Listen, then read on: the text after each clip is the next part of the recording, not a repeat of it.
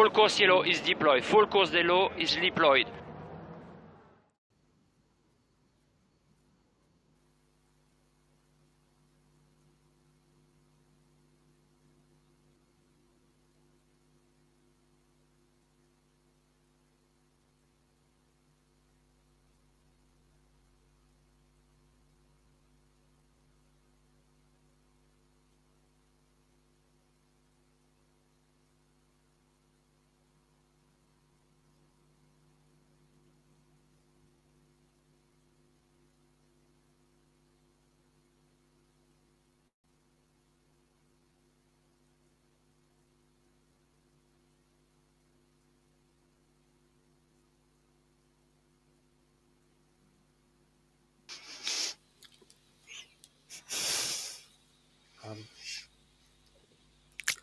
Very sorry, you guys. Yeah, very unfortunate. Brett was mute for his intro. Do you want to try from the top, Brett? Yeah. Oh, okay. So we'll try Brett, that. You're still on mute. Yes, we are still having the whole time before you flashed to us. Right. Okay. Well, you missed gold. You missed absolute solid gold. It was. I can't recreate at the moment now. It's just. So I'll just have to say. On TV. Yes, it was on 10. I think you just borrowed that one. But anyway, we'll. I think what Brett just did was, after having punted one of the Red Bull Camaros, he then had to defend against the other one from overtaking him and get to the line. That's the goal we missed. And yes. Have another go. Do your best Brett Ramsey recreation.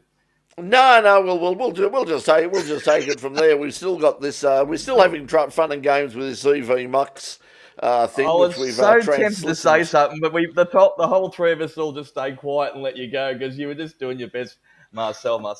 So we just all shut up and just watched. And I was just watching the recording up in the corner of the live, and I could see. Yeah, it's counting down. It's 2 minutes, 3, 4, 5, and he's doing lots and lots of face gestures. My lip reading's way off at the moment. But anyway, what I was saying was basically we've got supercars to talk about, we've got superbikes, we've got the FIA World Endurance Championship Prologue happened on the weekend. We've got all sorts of things to chat about, and we're going to do that with the crew, which is of course Peter Johnson, Craig Doc Latigo, and Mark Jones from Queensland, and you from wherever you're from as well. So good to see you around. Yes, evening all, no audio. Yes, we figured that out now, Box. Yes, we have figured that out. Also pointing out is Jared as well, but we sorted out that problem. Hopefully this week we'll be able to keep. I'll be able to keep at least on air. But I've spent most of the week battling it out with the people who produce EV Mux, and let's just say that they're sort of like the Jetstar of live streaming software. I mean, they're cheap for a reason. Hopefully not over those three ships that are circling around Hobart at the moment. So you don't want to be Jetstar version Qantas or any particular plane when they're live firing at the moment. Well, we are live and firing.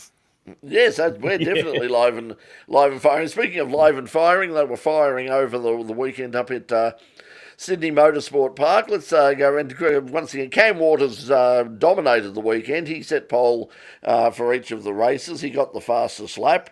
He won all three races, but it was a little closer than that, especially on Saturday night, which has got a lot of people talking about the whole attitude, whether this signals a bit of a change in the way that Supercars goes racing.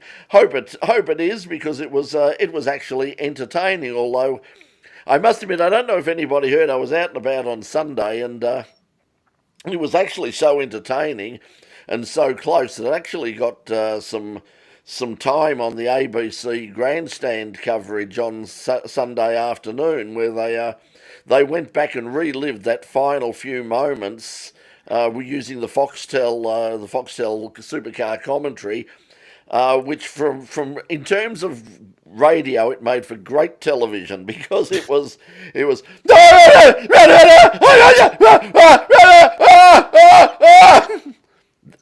that was it basically. Forgot to put the word side draft in that.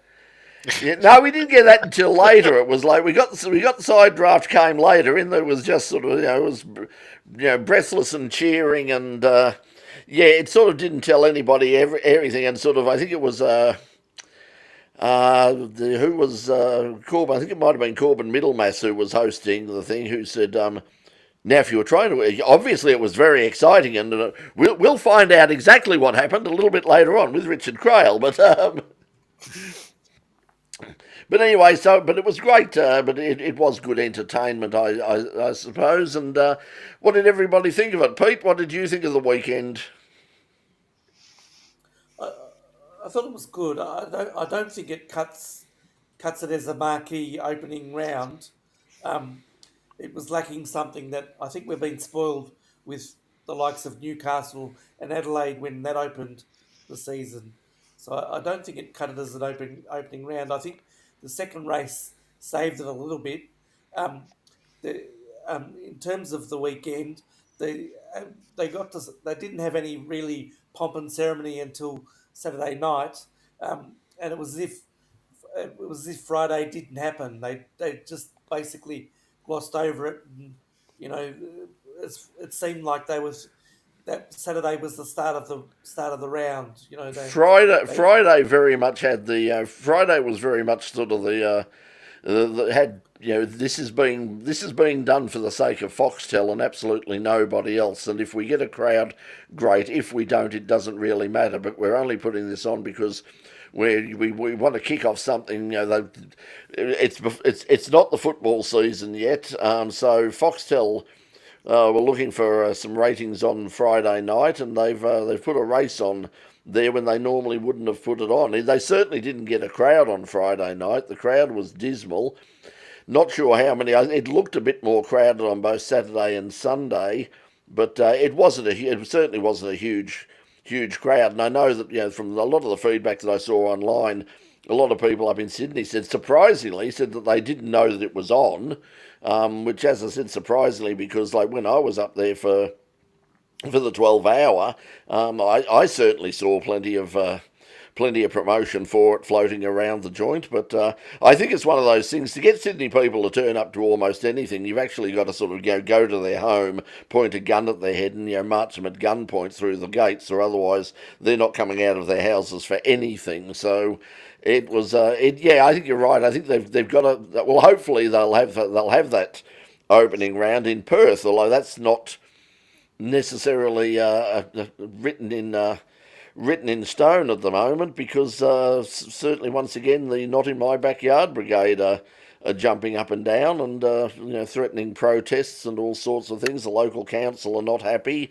They say that it's not a suitable venue.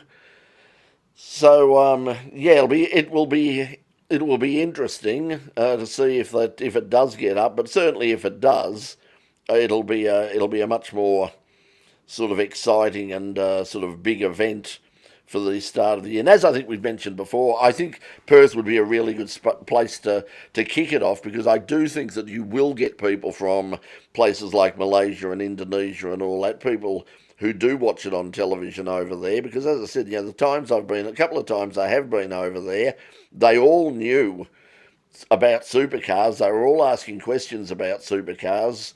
It was on regularly on their sports channel, on their equivalent of like KO or Fox Sports. Certainly when I got into my hotel room in Malaysia, I flicked around, and the first thing that came up on the television on the sports channel was supercars from Eastern Creek. So so they certainly know it, and I think that a lot of them would probably come down and make a weekend of it, because it's not that far and it's not that expensive.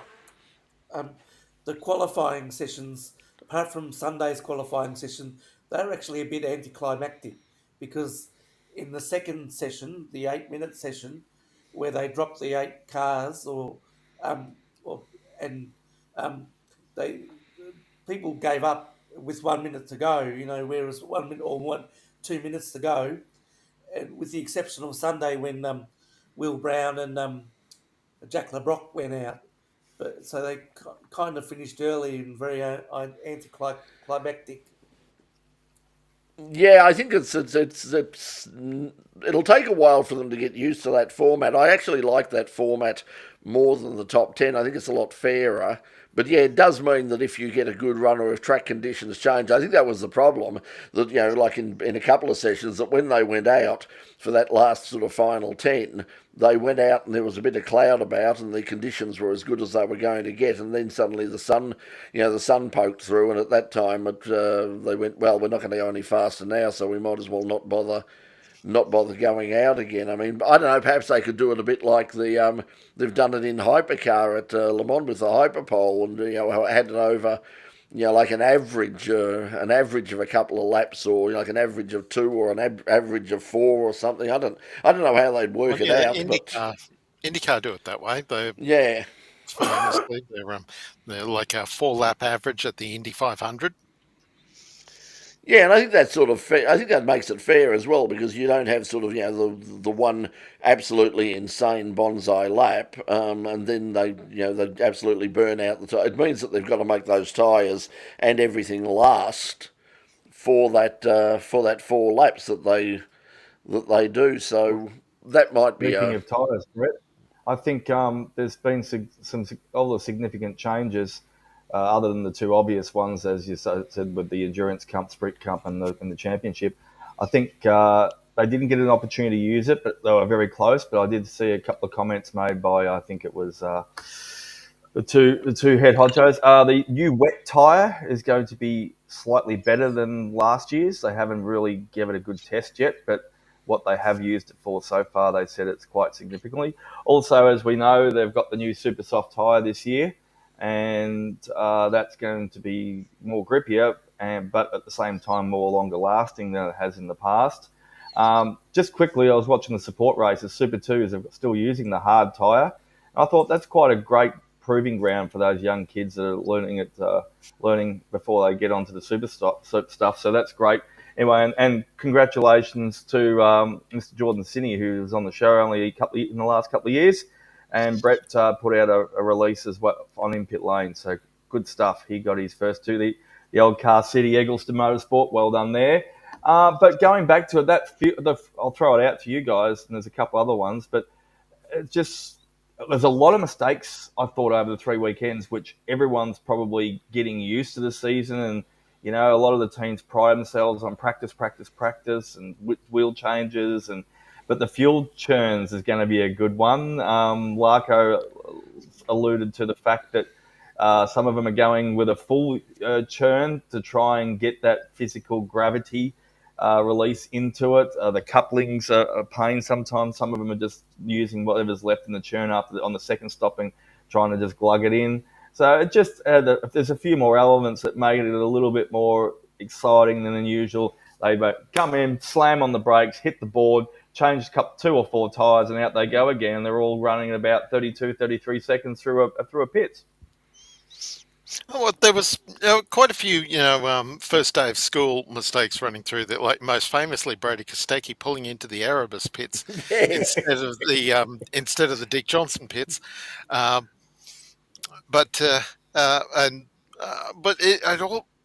some of those errors, or maybe not so much errors, but sort of judgment calls that drivers were making out during the 3 races, and getting a little bit more exuberant than perhaps we might have otherwise expected, made for some more positive racing. I think we had a lot of the racing. There was.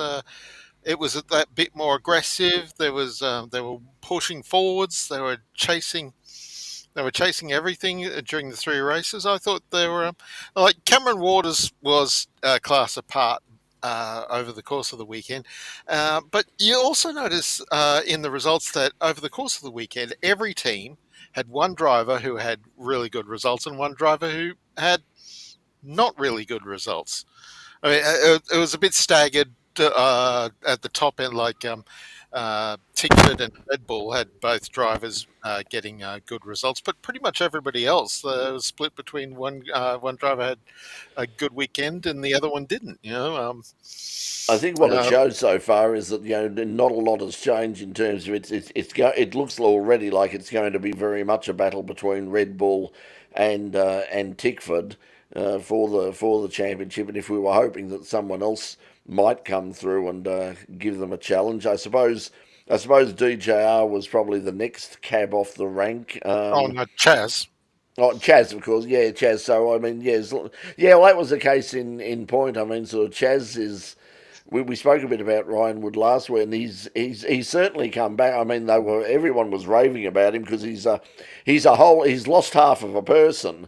I'd love to, I mean, he's obviously worked very, very hard over the summer because apparently he's lost around 16 kilos since the final round. So, and it was apparently Greg Murphy who had a serious chat to him and got there and said, "Hey, listen, mate, if you want to make a go of this, if you want to do this and be professional, you've got to get yourself into shape, and that's going to mean sort of some hard work, and you've got to lose a bit of that puppy fat boy." And he certainly has. So he was Bruce Stewart and Ryan Walkinshaw were both very, gave him lots of praise to say, the kid has really put in over the summer months, lost all that weight, and is really focused now on saying, yeah, okay, this is serious, Mum. I've got to really get in there and be fit and stay fit. So well done to him on that. But this is serious, Mum. A bit of music. That's it. Threw it in a bit of music. Mind you, I guess that lost weight might have explained why he stalled on the grid in what was it, the first race? Because they just didn't have that additional weight in the car. So the car was maybe slightly unloaded. He was very, very lucky though. No one whacked him. Like it was, everyone's got the yellow flag, double whacking all along the side. They did when they did the overhead shot when the obviously the replay. They showed the different angles of it. And the marshals did a fantastic job. They always do ever since those accidents years ago with the double yellow wave saying, look out, look out, look out. But I'll tell you, I think it was Anton. Anton just missed him by a few millimetres as he was flying from the back. You do have your heart in your mouth when you see that. When they take off and suddenly somebody doesn't move, you go, oh no. Because that's. But it looks more. How much more graphic does it look, Brett? Though, when the cars are coming from a way back and they just miss them, though. Yeah, well, that's the thing. That's why there's been, there has been, talk over the years, and there's, a lot of talk in a lot of races, and certainly, with the GT level and all the rest of it about, having the rolling start, because that does take that problem out of the equation. So, I don't know. I prefer a standing start, just because it's sort of, I suppose. Yeah, it's just it's part of the excitement, the build up to the and you are expecting, you are waiting you're looking down to see if somebody does stall it on the line, but hopefully they do all avoid. That's where the quick reflexes of the marshals and the drivers working together, so they can sort of point out that there is someone there is somebody stationary and don't go crashing into anybody. Quick question, Pete. You did say that it just lacks that little bit of something that you think for an opening round. In my opinion, and I'll throw this out to the guys again, but Pete, I want to throw something at you. I think it's sensational on the lights. I reckon it's really good for the round. It doesn't matter when it is during the season, but it's fantastic. Do you think it would be better at another location on the lights, Peter? No, I don't think it was. Yes, it was. It worked under lights, but I think it just it lacked. It just lacked. I don't know. It just lacked something. Even the drones. I thought the drones were a bit. a bit. They weren't. It wasn't fireworks. It wasn't. I think that's true of drones in general. The first time we saw it, I mean, it was like, when it was like, wow. And now it's like, yeah, okay, well, we've seen it 1,000 times before, and it isn't fireworks. As much as fireworks can be a bit overdone, and, I know they upset the dogs and all the rest of it, but at the same time, a really good fire. There is something sort of celebratory about the fireworks and the flames going into the air and all the rest of it at the end of an evening race. But the problem is, I mean, it's a long way. This was the problem that a lot of people said on I saw some people comment online saying that by the time we get home on a Friday night, there was no way we were going out on Friday, because by the time you get home from work, with Sydney traffic and all the rest of it, it's 7:30. You're getting on to wait. We're not going out there for the last couple of hours, so we're not going to bother that. We'll go out on either Saturday or Sunday, and if they go out on the Saturday, if they go early in the afternoon and make a day of it, if they're going with kids, it's you get to 7:30, 8 o'clock, and Dad, can we go home? I'm bored, and. And then they said, if you left, even if you go right through and you wait and you see the race, and then even if you stay for some of the entertainment that was supposedly on afterwards, you're not going to get home. A lot of people said, look, we wouldn't be home until 1 or 2 in the morning. So, yeah. I thought the consensus is, I think across all of us, and no, you're quite safe, Paul. Everyone joining in late now. How are you, Knackers? I'll chat to you about bikes if you went down to the island on the weekend. I know you usually marshal down there, so throw a grab up in a second, and Brett will put you on the bottom on the graphic, and we can talk bikes later on in the episode. But I just thought, just all those little ingredients that have been put into it over the last year or two, and the slight changes. Obviously, the pit lane will change too, obviously based on whoever the relegation of first through the whatever place you finished at over the weekend. I just think they're heading in the right direction a little bit. There was a nice mix between the two manufacturers, anyway, the two colours at least. So it was really good to watch for a change, and the racing on Saturday night was pretty good too. Yeah, the racing was okay, was good. I wouldn't, for all the 100k races, I wouldn't have pit stops. I would just let them run. I'm not a fan of the compulsory pit stops for those shorter races. I think we saw it last year at the Grand Prix. Probably one of the most entertaining races last year was at the Grand Prix, where they didn't have the pit stop. I mean, they just basically they started, they raced from the red light going out through to the checkered flag falling, and it was.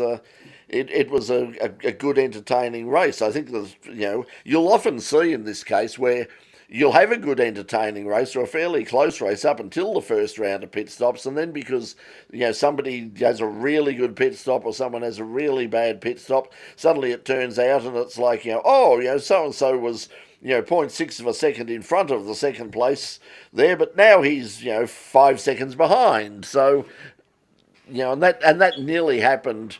I thought that was going to happen actually with Cam on Friday night when he stayed out. Yeah, I thought, this is he got back eventually, but it was a close run thing. If they hadn't have done that, it wouldn't have been anywhere near as close as it was. He'd have won all 3 races easy. But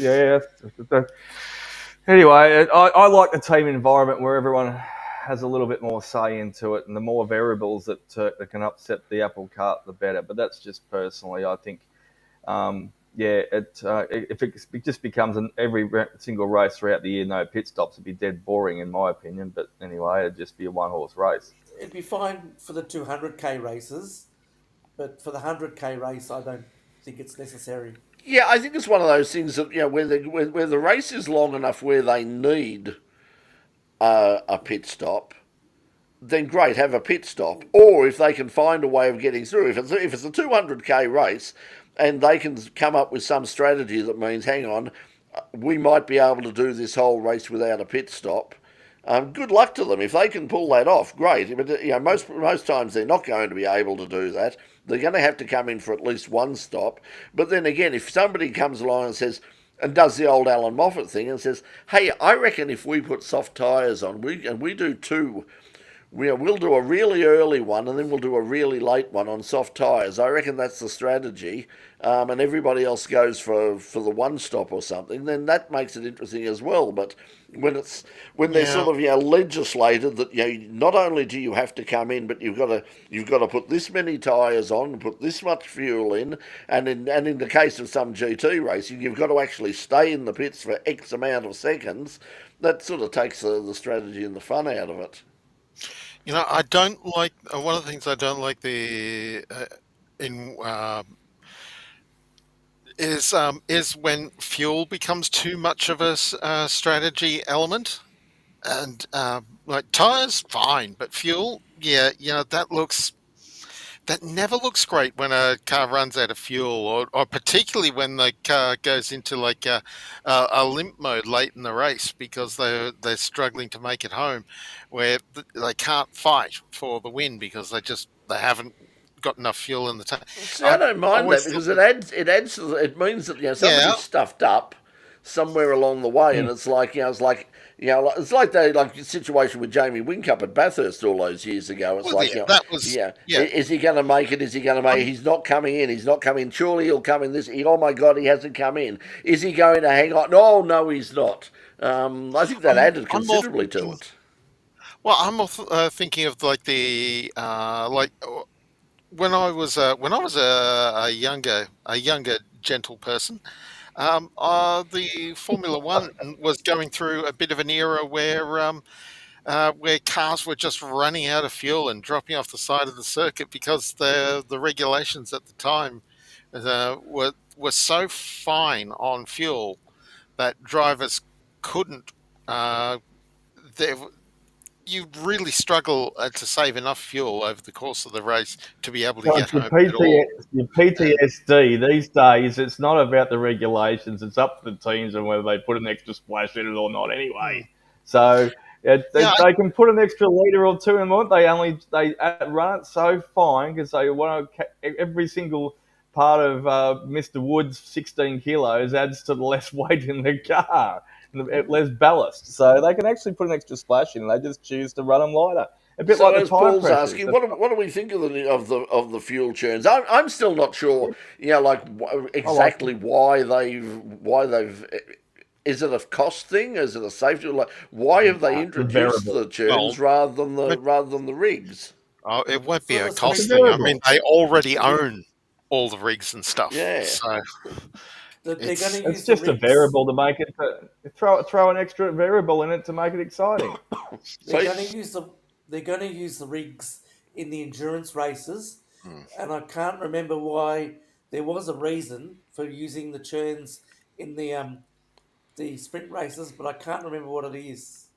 Neither do I now, and now I'm sure it's somebody. I'm sure it's somebody at Supercars somewhere, or somebody at Foxtel or something has watched a lot of NASCAR and gone, oh, why don't we do that? Looks good. That's good. That's good visuals. Let's go. The guy with the big thing and he pulls off and the fuel goes there. Oh yeah, we like that. I'm sure there's something along those lines. I'm sure it's a marketing thing.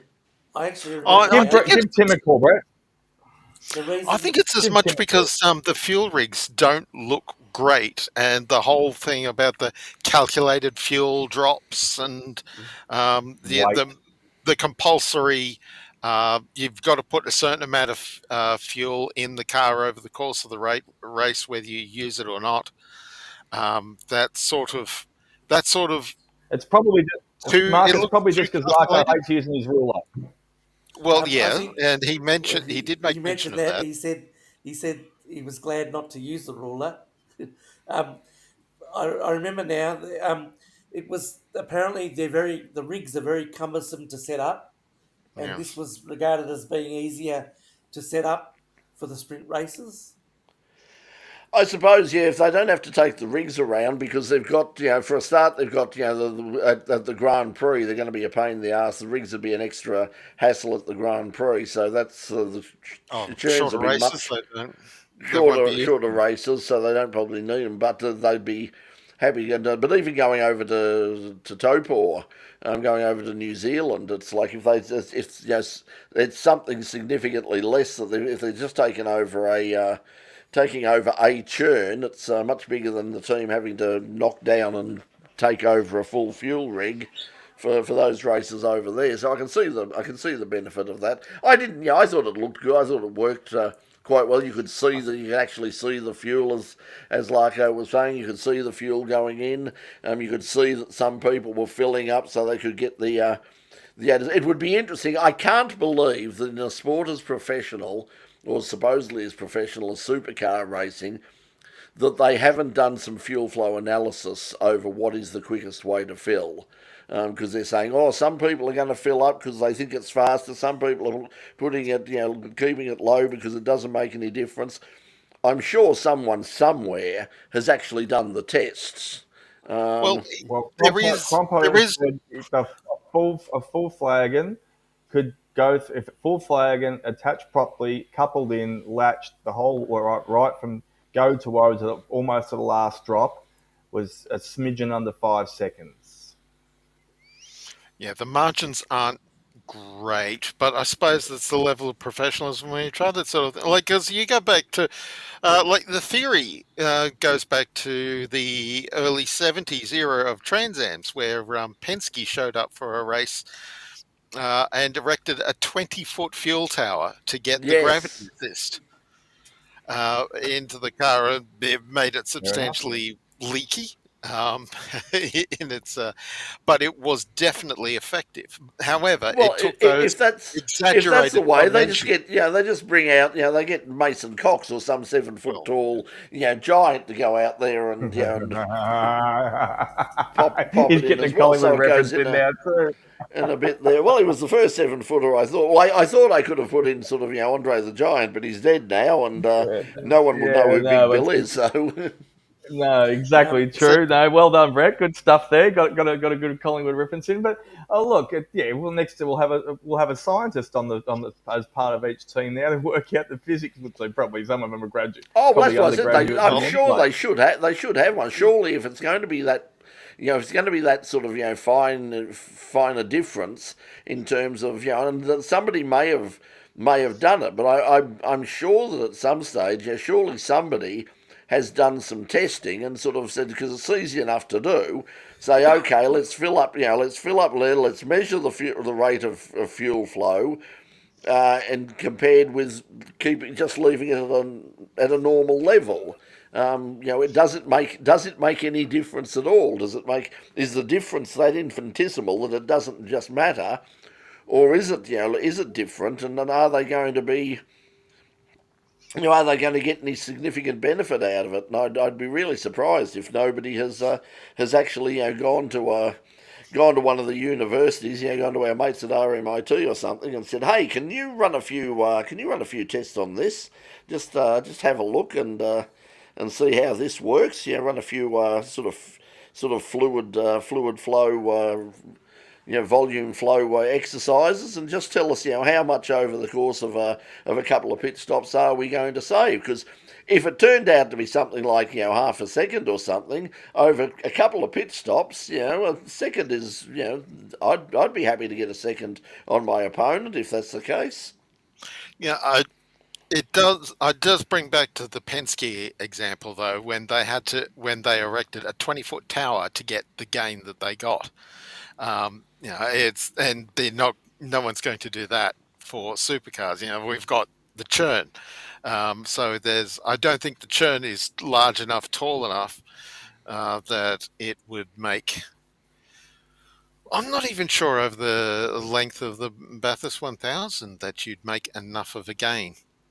You'd think also that they'd have some figures from NASCAR as well, because of course NASCAR use the churn. So you'd have to think that they'd say, okay, let's get some figures from there. So I don't know, but it was just interesting that some people filled up again supposedly to get that extra fuel flow, and others went, we're not going to. It's a bit of a wank. We're not going to bother.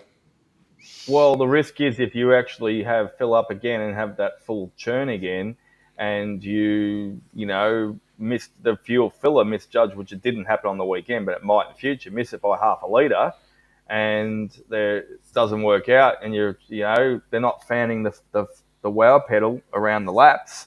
They're hitting it hard. They could also, run themselves out of fuel as well too. So, we're probably flogging a dead horse here. But look, even if they were to change stuff around and put a 20-foot tower in, like Mr.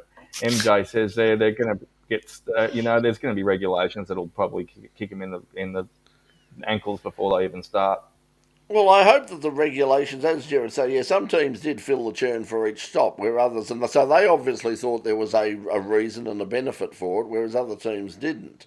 Paul saying, for surprise that none of the tail enders didn't switch to wets to try. That would be on the Sunday race. Yeah. They got a bit of rain. It wasn't. It certainly wasn't pouring, but I suppose if you're somewhere sort of mid pack or something, and you're close enough to sort of say dive in, grab some wets, but we don't know. I think it's sort of you pointed out earlier, Doc, as was mentioned in the coverage. They're new wets. We don't know exactly what they're going to do. Apparently they're longer lasting and considerably than the old ones. So they might have thought, we won't take the risk because we probably won't be that much faster that we're going to be able to make up the distance. And if it dries out, if this doesn't last for too long, we're going to be stuffed. So it's Super Chad or Mr. Garthander looked over someone's shoulder and saw the magic number on the calculator was 147 or 149 that they had to drop the lap to before they brought him in. And then, of course, you still have to consider up that number, how many laps are left and how much time you're going to use on the pit lane to be able to do it and then gain. So I think it was 147, 149 that most teams calculated around that they needed. And they didn't have anybody. It wasn't if everybody was running off left, right and centre. I mean, if cars were flying off all over the place, it might have been like, hey, listen, just to be on the safe side, let's pull in, throw some wets on, and at least even if we're not going to be quick enough, even if we're not going to be that much faster on pure lap times, it's more. There's a better chance that we're going to be able to bring the car home in one piece rather than sliding around on slicks. But everybody behaved themselves pretty well. There was there weren't really any sort of major disaster. So it wasn't that wet that it caused them too many problems. Did any of you get whoever the best comment of the round? Did anyone hear best comment of the whole weekend, the whole time at Sydney? Which one was? Not the one that I've used in my name there. No. It was Mr. Davey Reynolds. Did anyone catch any sincere comment? No, what's he said this time? I hate this place. And he meant it absolutely with wrath. He's always said that. He goes, I hate this. Good on you, Davey. Honesty came through. I hate this place. He literally meant it too. He wasn't joking around this time. Good on you, Davey. Like we said last week, it's a big club. There's not, it's not a popular place with competitors, with media, with spectators. Just nobody likes the place at all. It's a great to watch on TV, but I hate this place. Yeah, well, as I said, the only time I've been, I thought it was fine. I thought there was nothing wrong with it, but I love going to Sydney. Yeah, I think Davey, he just doesn't. There's a lot of factors involved in that one, and his honesty as well.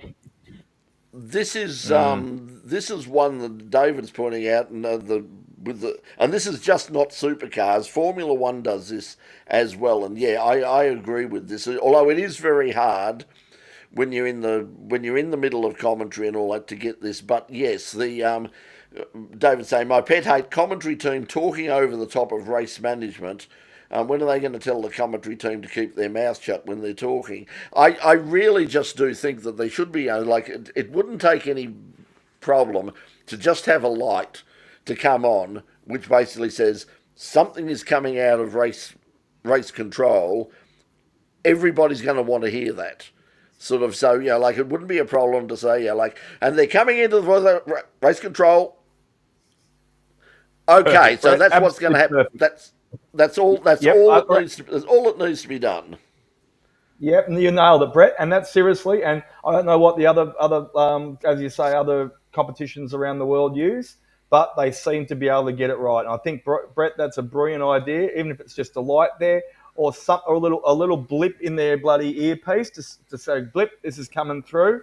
In other words, they've all got IFBs, and I mean, you and I, Yep, we know. yep. I mean, we work with IFBs in the studio, and it really just needs, really just needs as long as the director knows. But I mean, even if they put it on sort of a slight delay, and they can easily do that with digital, just to sort of say, just a little signal that comes up and says, like a little red light pops up saying, with a tally light saying message from race control, and they can just shut up and say, let the race control have their say, because it is something that it's like, oh yeah, well, especially when they're just talking bullshit about, I remember in 1979 such and such and such and such, and in the meantime, the race control is saying, there's a major problem with car 23, and go to the pits immediately, and because you've been black flagged or whatever, Black flag. and it's like, Yep. oh, now what happened there? Well, if you, What comes to Thanks for mind the input. though is the little light on the mixing desk won't help pit reporters. That's why it's a little blip in the ear, maybe a little blip, a Yeah. little sound in the ear Well, which like gave you that WEC idea. WEC and Formula One for that matter both have an audio sting that they use. Yeah. Like Formula One have that little twiddly beep thing, Yeah, Yep. and WEC actually have a sound that sounds like a bag of spanners being dropped on the floor, as a cue to. Hopefully I not think on it your actually toes. is a bag of spanners, but somebody they pay someone to do that. Somebody stands in front of a microphone and drops a bag of Oh, spanners. okay, yeah. It's Fair enough. part of Don't tell Donald Trump. It's part of the DEI sort of employment Diversity, yeah, okay. thing. It's a diversity thing. They've just got someone sitting there and sort of going, dropping Yeah. some At every event, they have a designated local spanner dropper. spanner dropper. Yes. Ted Kravitz seems to know when team radio's coming, though. He always Yes. says, yeah. Well, in his case, I definitely believe they've got a separate channel for the producer to speak in the into the ear of Ted and Co. to let them know. That's much, and that I mean, there's no reason why the supercar guys can't do that as well. But at every level you drop away from professional motorsport, that becomes harder and harder to do. And plus, the commentators have got to be aware of that kind of thing as well. So, like your guest commentators that come in for each session aren't necessarily going to be aware of that. So it's it's not as easy to. Well, no, it is easy to implement, but it's not necessarily. It's something that takes practice, and not everyone is in that position to do a lot of practice. And there was one occasion on the weekend where Mark Larkin was explaining something or talking about something, and then he stopped and he said, "Oh, there's um, race control. There you go. Someone's got a penalty," and he let it go. He let it. He heard it was coming, so he. Yeah, so they obviously know it's coming, and obviously they, like the problem. I look, dare I say it, it's the difference between having professionals and having, and having amateurs out there. I mean, the traditional way of doing it. If you have a look at things like NASCAR and IndyCar and Formula One and everything else, the traditional way of doing it is you have a professional commentator along with your colour commentator, who is usually your ex. I mean, it's like Murray Walker and James Hunt. It was Murray Walker and Martin Brundle. Now it's James Allen and Martin Brundle, or Anthony Davison, or whoever you got there. Whereas for supercars, it's basically two ex-drivers when they've got someone like Richard Craill or Aaron Noonan or Darren Smith or anybody, the whole bunch of people who are professional commentators, I'm sure, Mark, you'd take the gig, wouldn't you? I mean, if Channel 7 rang you up and said, hey, listen, we want you to come, we want you to come down to the Grand Prix and call the Grand Prix for it, you'd take that, wouldn't you?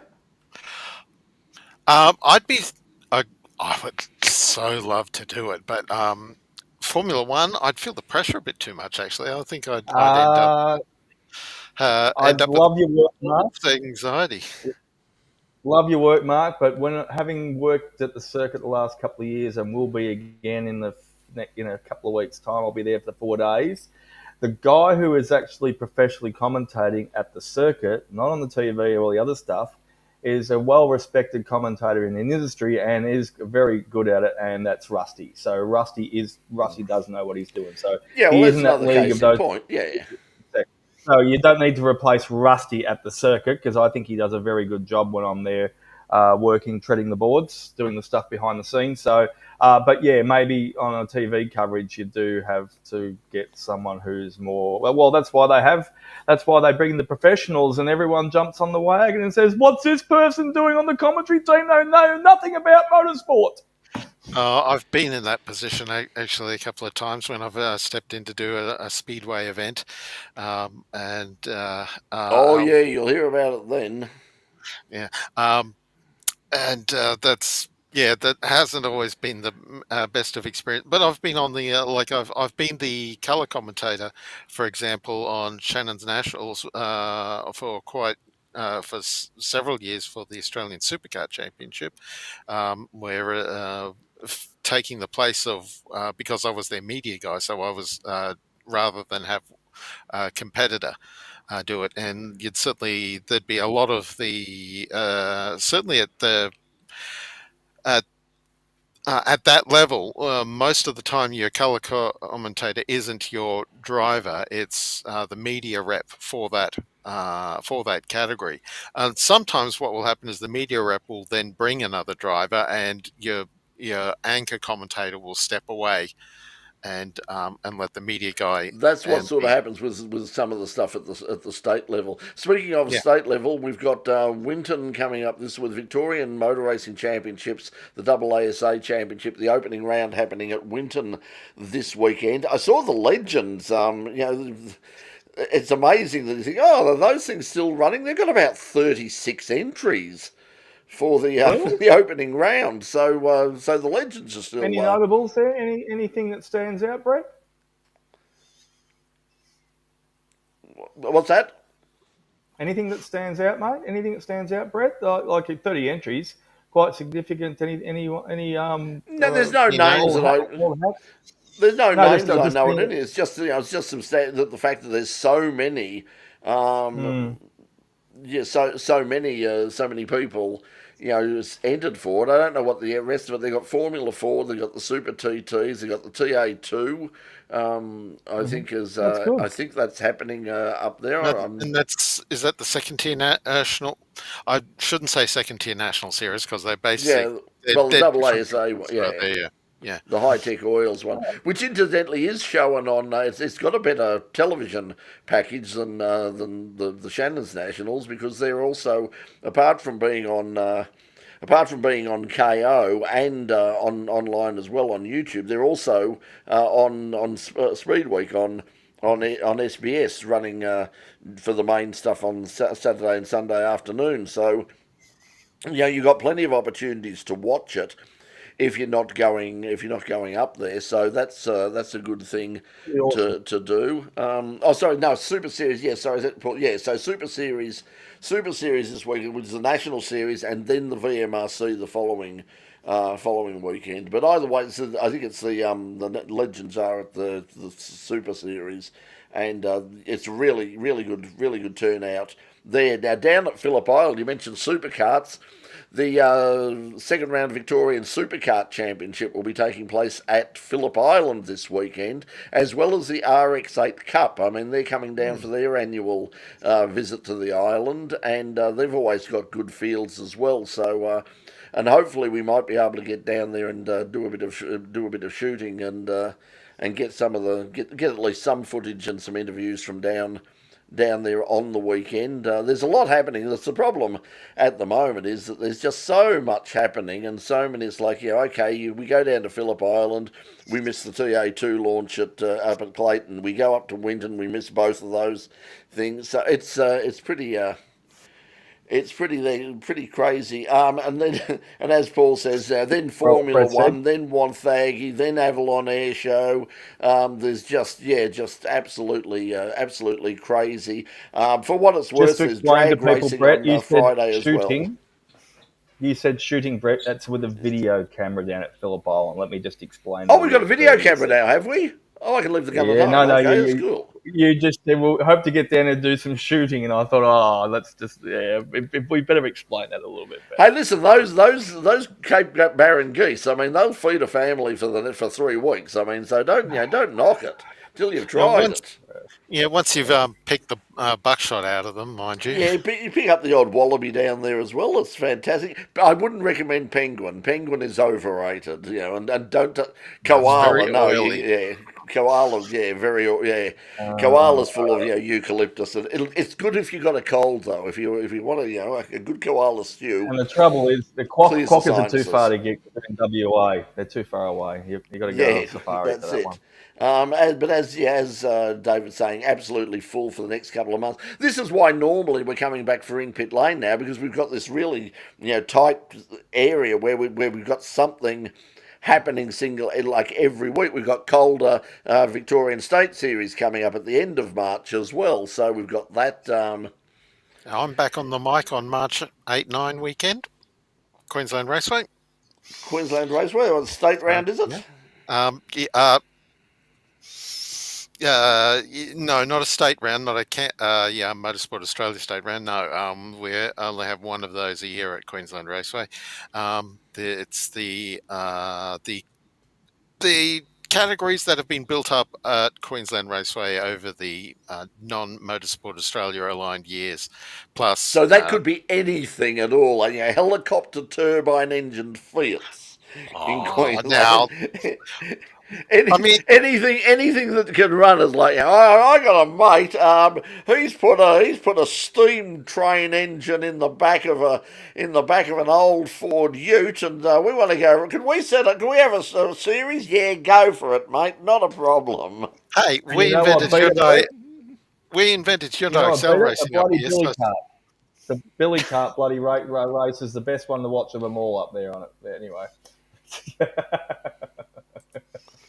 But yes, no, we did. That was one that did take. Well, I mean, Gemini never took off nationally, but it was very, very successful up there. It was very popular for many years, the Gemini racing, and then they still going. Is it? That'll be worth numbers are not fantastic, and sometimes they get combined with HQs.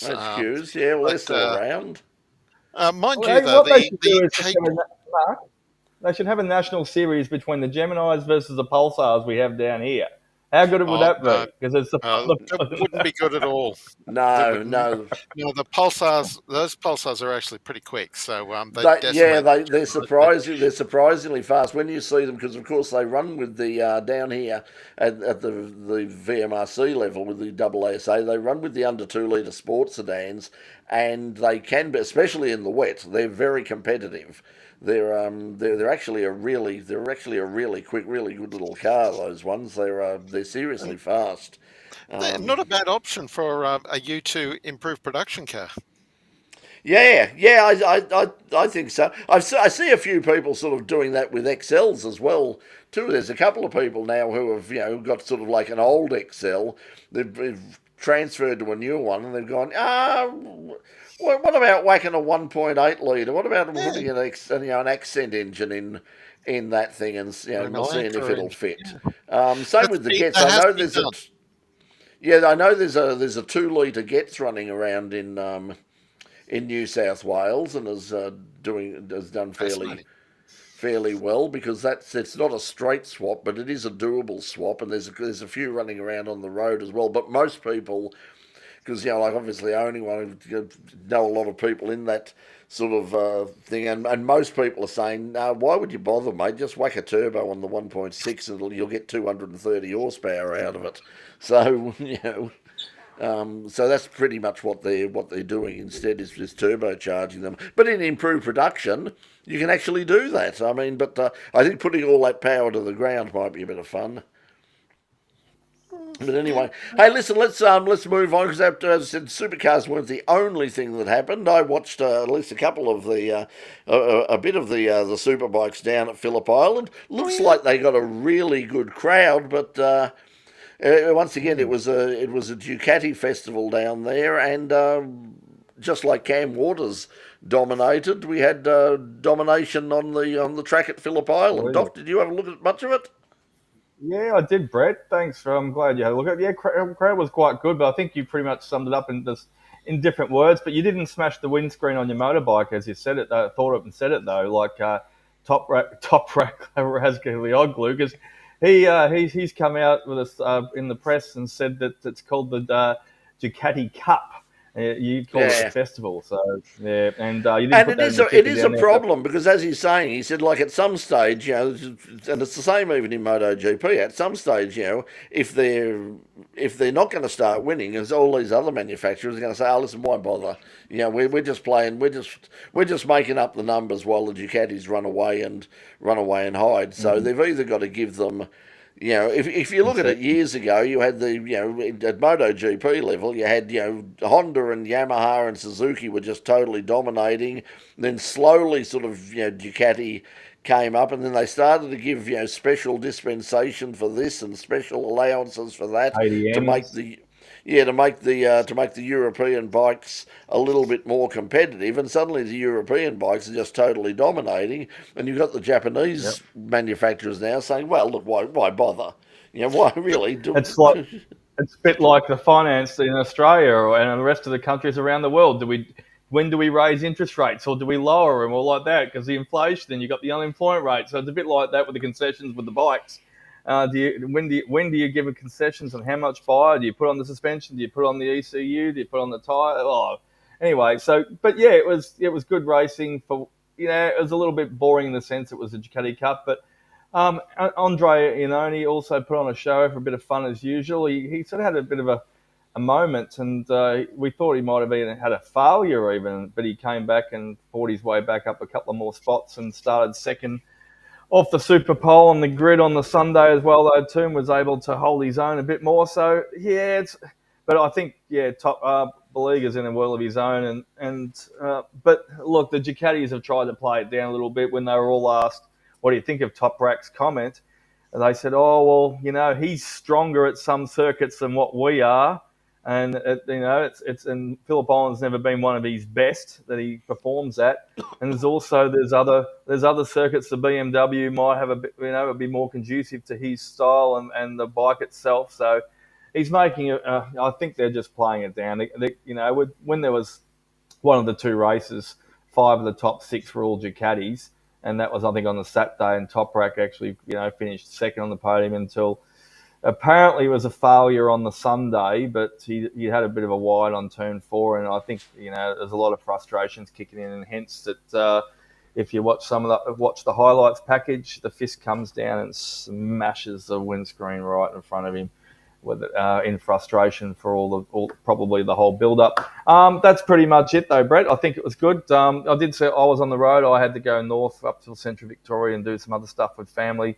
But I did see a lot of bikes on the road going to and from Phillip Island, so popular in that sense. And just quickly, you've summed it all up in the ticker down the bottom there. Thanks, Brett. Does a great job each week of putting a quick a monologue, a summing up of bits and pieces that's going on around the world. And sad news, it's probably going to hurt him a lot more later on in the season than it does in a couple of races' time when he gets back. Or hopefully it's only just the one race, but Jorge Martin has that injury that I said he had in testing a couple of weeks ago. Well, the foot seems to be on the mend and feeling better, but they're going to do another surgery on his hand to try and correct that even better, because that's still not coming as good as it needs to be. So he's going to miss the first round in Thailand at the Chang International Circuit. So anyway, and also on the weekend, just quickly, they're the FIA WEC Prologue, and over the course of the several days, we had everybody sort of taking turns. I mean, we had Cadillac were very quick on one day and were on top, and then Porsche were very quick on another day, and in the end, on the last day, it was the guys from Was it BMW? BMW took the quickest time on the final day of the Prologue. Ferrari were on top in the LMGT GT3. The Aston Martin Valkyrie was competitive. Sounds amazing. Normally aspirated V12 engine just sounds incredible. So that's going to be worth watching and listening to when they race. So that's coming up. So another international event around the corner. Apart from that, Friday night, if you're down in Melbourne, the Friday Fun Day at Melbourne's Calder Park, drag racing and roll racing. If you can, as I said before, if you can get in early, I know it's hard with work and all the rest of it, but the gates open at 4:30. If you can be there sort of lined up at 4:30, get in early, get your scrutineering done and get into those staging lanes. You're going to get a lot more opportunities.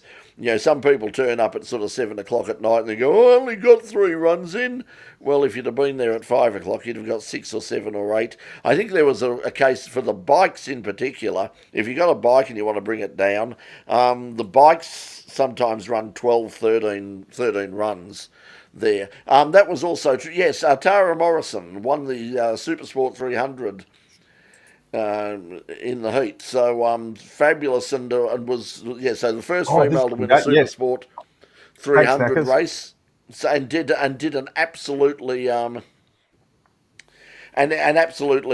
did a fabulous job in the race as well. Finished very close runner up in that. So so she's certainly the real deal. So that's really good that she's doing so well, because the more young women that we have at the top level of all motorsport, the better it is for the sport. It brings more people. Yeah, the supercar deal, SE. I don't know whether it was SEN. I don't know what happened with the supercars deal. I know that they've dropped pretty much all the motorsport stuff. Their podcast or that weekly show that they were doing on Wednesday nights. It's not on anymore. Yeah, that's gone, and now they're just running that as a podcast of their own. Anyone got Hutch's number? Yeah, so I'm sure there's money involved. Anything that involves Craig Hutchison, that there's there's money. Money is the thing. Not my favourite human being. I wouldn't work for him if you put a gun to my head. So there's a few people on the same boat as you and in the same ship as you. Yeah, we know. Yeah, we know a few of them. He's not the but anyway, not necessarily the same people we know too, Brett, but we both know people that have worked with him. And yes, anyway, cut a long story short, just a quick question. Did anyone see that they're going to have a new fan zone for Formula One in a couple of weeks' time? Too, oh, hooray! Another way to fleece money out of the public. No, like I just said, it's a free huge area they're going to put on for the public. They're going to be a fan zone. It's outside the area is free, and it's free to get in the area, but they'll fleece you once you're in the area. Once you're in the you've researched it, have you? Well, I mean, you know what's going to be there. I mean, there'll be food trucks there, which will be charging like, $28 for a pie or something, and a cold pie at that. If you can get a pie. I mean, last time I went to the Grand Prix, I went looking everywhere for a bloody pie. How can you have an Australian Grand Prix or any major Australian sporting event and you can't even get an expletive-deleted pie? That's crazy. And you also couldn't get local beer as well for those people who like local beer. But because I had a few people come up to me and say, where the hell do I get a proper bloody beer in this joint? I'd have to agree with you actually too, because it's all affiliated partners, and I totally agree. It's a little bit disappointing. Anyway, maybe hopefully it's a fan But zone. Well, if you speaking of fan zone, if you want to pick up, I'll give a bit of a quick plug as well. I had a meeting with RMITV last week in the city, and wandering up there, walked past just up from the corner of the Burke Street Mall and Swanson Street. There's a store there called I think it's called RPM Fashions or RPM, but they're selling sort of all. It's a very high end sort of. It looks like like a high end fashion boutique, but they're selling all sort of Formula One merchandise. You've got a McLaren, the sports car. You've got a McLaren in the actual shop itself, just sitting there, looking pretty and all the rest of it. Went in and just, sort of waved my head around just to see what they had and all that. And the guy who ran it came up and said hello, and it's old mate Lewis Leeds, who,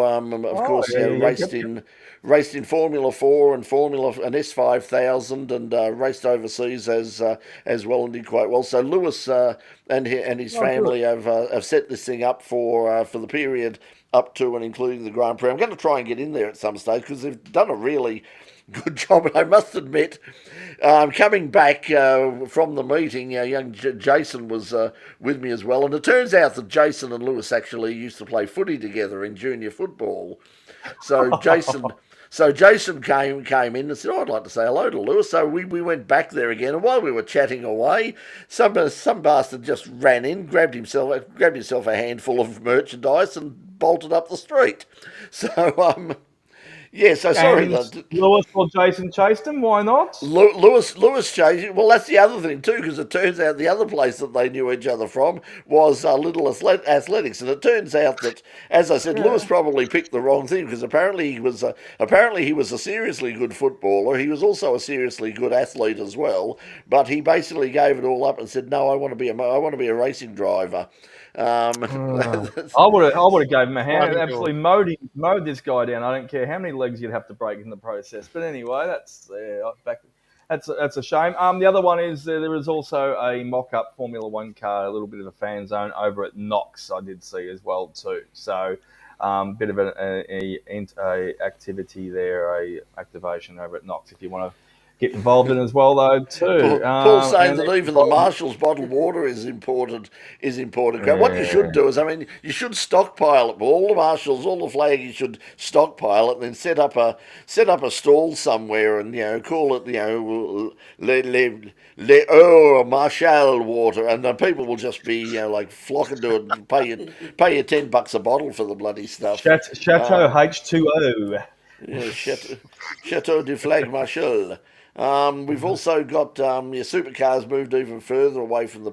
That'll be interesting because I know there's some of the teams are not happy with. They're still not happy with that situation because it's going to be pretty much open to the public, and there's a few noses out of joint. So we're supposed to on that one. Come on, we know. Come on, suck it up.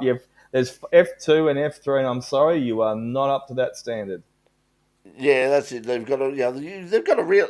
I'm sure they've been told in no uncertain terms now that you used to be sort of the support act. Now you're the fourth support. You're the warm up act to the support act, or the two support acts, and then the main game. So. But look, it'll be good if you go on Thursday. I think Thursdays you get some Carrera Cup, you get some supercar racing as well. So that'll be good if you want to go, because I don't think you can get in any other time. I think it's pretty much sold out now for Friday, Saturday, and Sunday. Wasn't it sold out Saturday, Sunday within an hour or a couple of hours, Pete? Wasn't it? Yeah, but what they do is they say it's sold out and. Magically, about February, look, we found some more tickets in the drawer. Yeah, I was just cleaning out the office, and oh, good heavens, what's this down behind the couch? Oh, look, it's about 10,000 tickets. I found the key to the drawer, Pete. Yeah. Yeah. Anyway, big weekend, as we said. Yes, Mark. Yeah, I just wanted to make a couple of farewells. We lost Dennis Cribben, long-time Ute Series racer and production car racer, and a little bit of super touring there as well during during last week, and we also lost Grant Watson, who's a sports car racer and constructor. Created a series of 20 odd sports racing cars over the years, and Grant was a terrific bloke, a total racer, and and Grant was unfortunately only in his 60s and had a short illness, and both Dennis and Grant will be much missed from the motorsport community. Yeah, we're having a bad run. I think it's one of those things when you get to our age, sort of thing, because of course we lost Brian Thompson, and last week I didn't get the opportunity to also to give my pay my respects to Phil Kirkham as well. Phil was, you mentioned, like, Phil was a year younger than me and died from early onset dementia, frontal lobe dementia, which he had for quite some time, which is an absolute terrible thing to happen to somebody so young. And his family, Phil was fantastic in the early days of the show. Was always very keen to to help us out where possible, and he's sort of helped us out, and we become friends with the family, and his wife Megan helped out Melissa and I at one stage when we were with another project that we were doing because of her involvement in fashion, and Declan, of course, we mentioned the Pulsars, of course. Declan's become sort of, like the go-to guy here in Victoria for building up and preparing racing Pulsars. So to Megan and Declan and Lindsay, our condolences. They're having it's basically a private cremation, and then at some stage there will be some sort of memorial held. But I'm sure that coming up at certainly at Winton in the next couple of weeks at the Super Series and the VMRC, I've no doubt that they'll be making some sort of acknowledgement of Phil's passing, because he raced in pretty much everything. He raced Old Group C Falcons, he raced Improved Production, he raced Sports and that, you name it, he raced it. And our condolences to the Kirkham family. I didn't have the opportunity to say it last week because of the technical. I think I paid it some pretty good tribute. I read your lines and then added some little bit of stuff that I knew as well too. So joke stir up time. I'd like to thank everyone for joining us tonight, especially Brett, and hanging out and seeing the whole thing. And you can close the show to this week, Brett, if you like. Yeah, well, thank you. I hope you'll join us next week. Now, just to let you know, as I said, had meetings with RMI TV. Be aware that we will be back on Channel 31, but not within Pit Lane. We have a brand new program, prime time, Friday nights, 8 o'clock. A brand new program coming up called The Tune Up, which is our weekly live music show celebrating Melbourne's very diverse local live music scene. We've got some fabulous bands that have been suggested already. Lots of people who have put their hand up. It's going to be very, very hard. It's only an 8-show run, and but up against the football too, Friday night, 8 o'clock. Oh, we'll smash that. I mean, who the hell wants to watch football on a Friday night? I mean, come on. So anyway, well, yeah, exactly. You'd want to watch that. So anyway, so that's coming up. Collingwood play on Saturdays usually, so we'll be right, Brett. Yeah. Well, as long as we've got KO, we will. Because you're not going to see any footy on Saturday. You're not going to see any footy on Saturdays anymore unless you got KO right. or Foxtel. But anyway, we've got that. Not sure whether the cricket the cricket hadn't started. There was quite a bit of rain around. Australia versus South Africa after our very good win over the English. Yeah, the 350. I must have chasing. I went to bed. I had it I had the audio on in the background, I had the radio on ABC, and at the innings change, went to bed and thought I'll leave it on, but I imagine that we're not going to get close to that, and dozed off completely to sleep and woke up several hours after the match had finished to walk out and find Australia wins. Australia chases down 351 for a victory. It was Brett, like, holy. I think you're fading out again, Brett. I think you just said the South Africans dozed off. Did you? No, I dozed off. Oh, no, you dozed off. Oh, the opposition team didn't doze off, and Australia won because, it was a big form turnaround from the Sri Lankans that they were playing up against a couple of weeks ago. But anyway. Yeah, very much so. I think that's a good idea. That's what I thought. Supercars should do free-to-wear Saturdays, even if they won't be able to because it won't be allowed in their contract. But that would be a good thing. The interesting thing, isn't it?